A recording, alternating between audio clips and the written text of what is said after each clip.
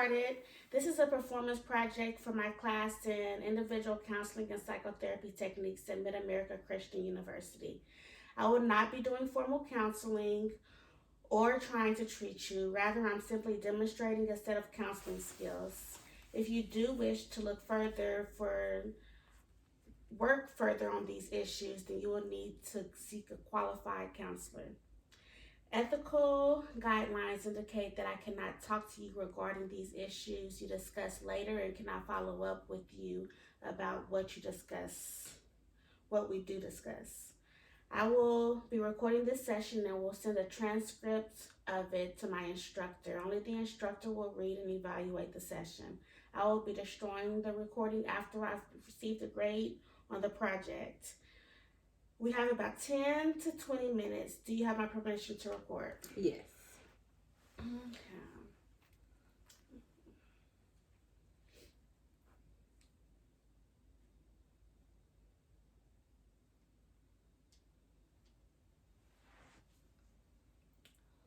We should have turned that seat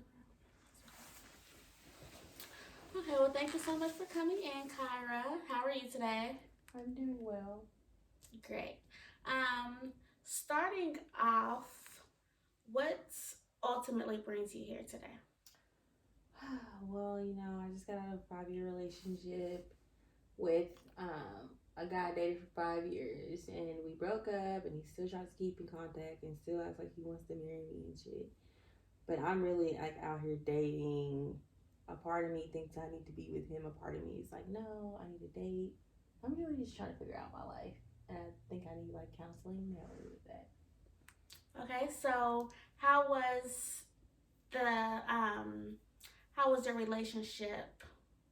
How would you describe your relationship within the 5 years that you all were together? So he's a great guy. I mean, he wasn't abusive, never cheated that I know of.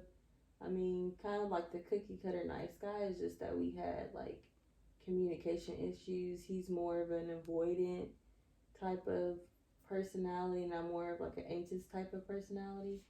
So our communication skills sucked because whenever like conflict would come up, which is normal in a relationship, we just really couldn't talk about things because he would shut down, and then that would make me overly anxious and pursue more, and then it just would be like a never-ending cycle of negativity. And that's what ultimately led to us not being together because like, we got engaged, and then he started slow playing about like wedding stuff, so I just called it off, which I already had like a bunch of resentment towards him by the time he proposed. It was just kind of like I think we both had resentment. So I wouldn't say it was just him; it was both of us. But definitely probably wouldn't have survived a marriage because we definitely could not handle conflict very well.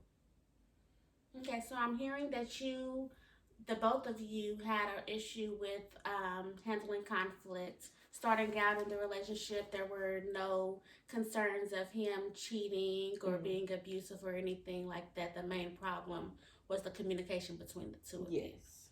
Okay. And you said that he was more of a passive person. He had more of a passive personality compared to you. Yeah. And when you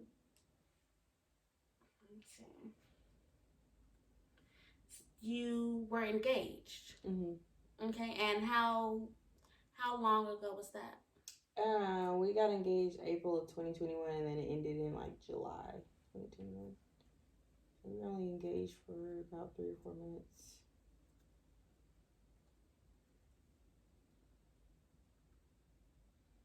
Okay. And as far as before you even thought about calling off the engagement, you said that there was a lot of resentment that was built up. Did you ever pursue, or was he ever interested in getting counseling together? We went to counseling twice, and the first time we went, it didn't go. We quit going because I brought up the mother issues that he had, and that didn't go over well, so we quit going. The second time, we were already engaged, and the counselor just felt like we were engaged because we were comfortable with each other. she was just like, it's a difference between being friends and you love this person and then wanting them to be your spouse. And like, she would ask him like, so you really love her and you want to be with her, why did it take you so long? And he really couldn't answer it. And then she made us do this test of like, oh, how bad do you want the relationship work? Mine was a 6, his was a 10. And she was like, I just felt like his didn't really match up with what he was putting down on paper because he took so long to propose. And so it was just a lot of resentment because I think my issue is, and I'm taking responsibility for my own issues, is that I focus too much on being chosen by men. I try to seek emotional validation by being chosen by somebody. And so over the years, when you're with somebody and you think y'all should be at a new level of being engaged or married or whatever, that's your expectation, and they don't do that. You start to feel like, oh, I'm not good enough for you. Like, I'm not good enough, like, because you won't propose. Like, what's wrong with me? You start to internalize the rejection when really looking back, I think it was just more of his issue that kept him from proposing. Like, it might have been, oh, we're having conflict and we're having a lot of conflict and we can't work through it, communicate, so maybe I don't need to marry her, or oh, I don't know if I'm gonna be a good husband. I think he had a lot of internal like fears.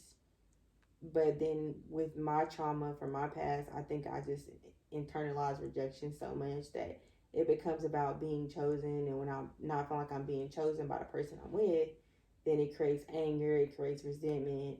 And then, with resentment, like a relationship is just gonna fail. Because then you totally overlook all the other good things about the person. Okay, absolutely. So, it sounds like you did attempt to seek some counseling, and it wasn't just the communication problem that you all had, but you said that there were some other mother issues as well. Yeah. So he grew up. His dad wasn't really in his life like that. I think it's better for a child not to have a dad at all than not know their dad at all than a dad kind of yo-yo in and out their life, because it creates inconsistency and it creates trust issues.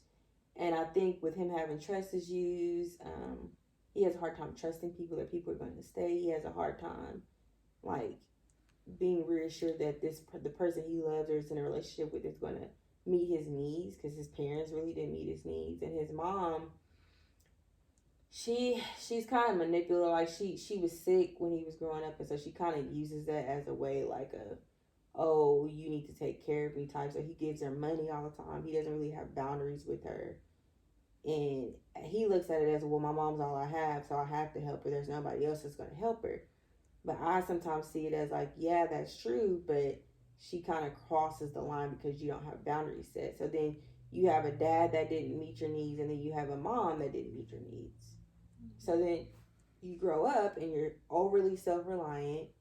You don't trust anybody, and then you don't trust your partner to meet your needs. So it's just, he has a lot of like insecurities from his childhood that he hasn't really fully like worked through, and it just shows up in his relationships. Like, even with me, super over self-reliant to the point where he can come home and like be upset about something that maybe happened with his mom or at work, and he's not gonna even talk about it because he just like internalizes everything.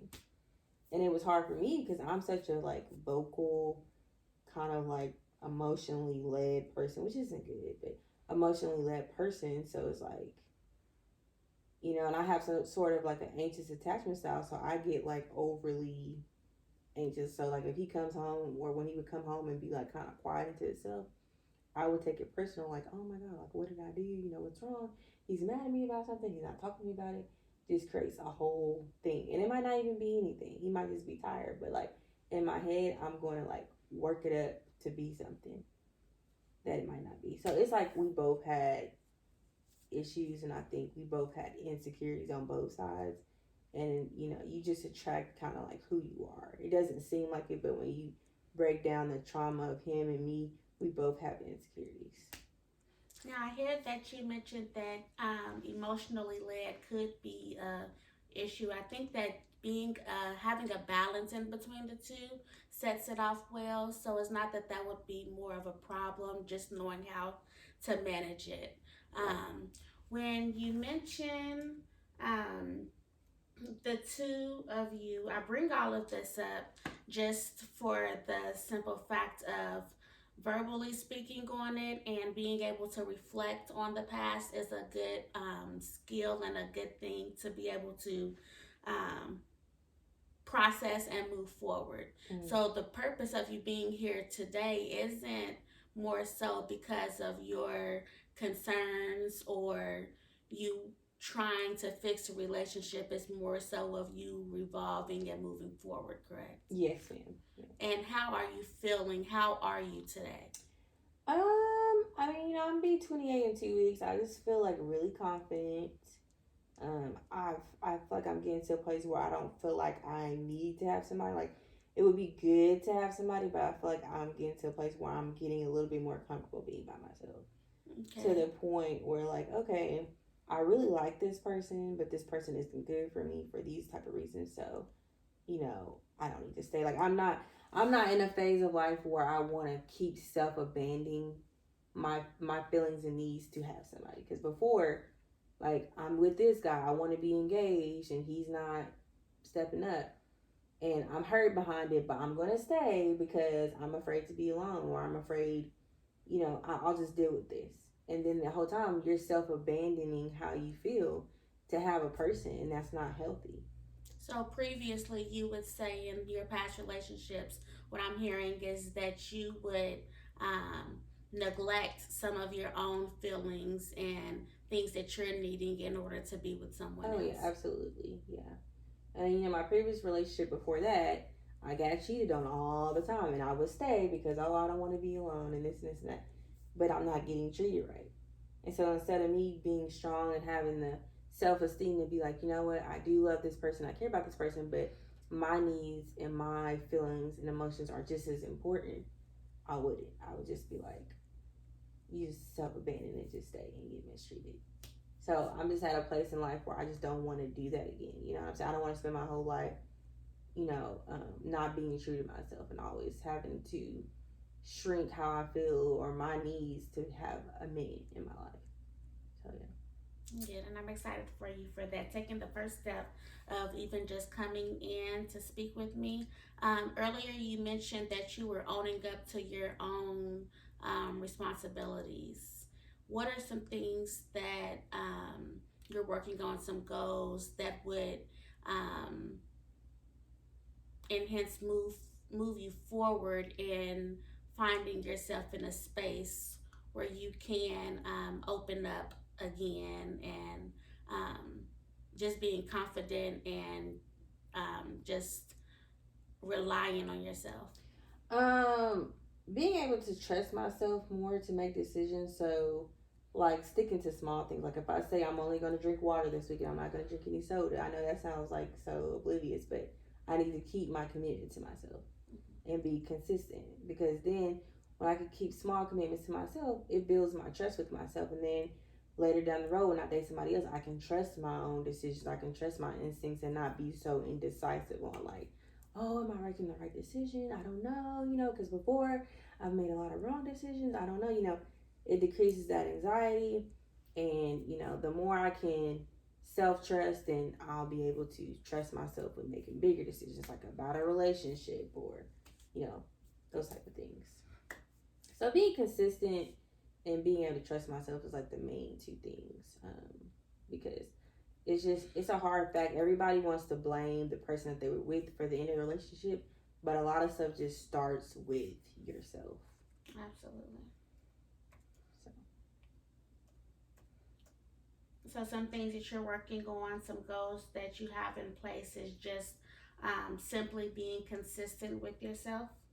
being consistent with myself in every area, having boundaries with myself so that I'll be able to have boundaries with other people. Like, for example, I go to work, I have to get up at like 5:45, 5:30 every day. I need to be in bed at 9 o'clock, 10 o'clock at the latest. So if somebody calls me, whether it's my friend or family member or whatever, I'm not going to answer the phone because I need to be in bed at 9 o'clock, and I promised myself I was going to make sure that my body gets the rest it needs to function. So, that includes having boundaries with myself. Like, okay, you need to be in bed at 9. You don't need to be on TikTok, social media. You don't need to be talking to family and friends. They can talk to you tomorrow. You got to bed at 9 o'clock. If I say I'm going to work out 3 times a week, I need to go work out 3 times a week. You know what I'm saying? And then the more boundaries you create boundaries with yourself. If I say, oh, I can only spend $1,000 a month, like $1,000 is my budget for all my fun and my self care needs. I don't need to go over $1,000 because that's the boundary I set with myself, financial boundary. Mm-hmm. Then when I get with other people, I can like set boundaries with them and not feel bad about it and not feel like I have to negotiate my boundaries. Absolutely. Because like I'm really good at setting boundaries, saying it like, oh, if you don't do this, then I'm leaving. But then I don't actually leave. So then the boundary means nothing. Mm-hmm. And it's really hard. Really, really hard. Okay. I think being consistent and setting boundaries are some good goals to start off the process and everything. So you mentioned earlier, as far as you being confident, you're starting to be more confident and more assured of yourself. Have you began to date again after? I went on a dates with a few guys, and I mean they're nice guys, but I just feel like a lot of guys are just full of crap. Like I guess the more I'm confident in myself and stuff, I just can notice red flags a lot. So, like a lot of guys love bomb. And what I mean is like they'll take you out to eat. They'll be so consistent calling you, texting you. They'll say all the right things. And as soon as they get whatever they were looking to get in the first place from you, then they start minimum waging you, which is like the conversations go down, decline, the calls decline, taking you out declines. Like, and so now I just try to tune out what they say and just look at what they do. Mm-hmm. And it's so hard for women because we're so like emotionally, like if they say nice things that you want to hear or show you attention, it's easy to be like, I'm so intrigued by that. But you literally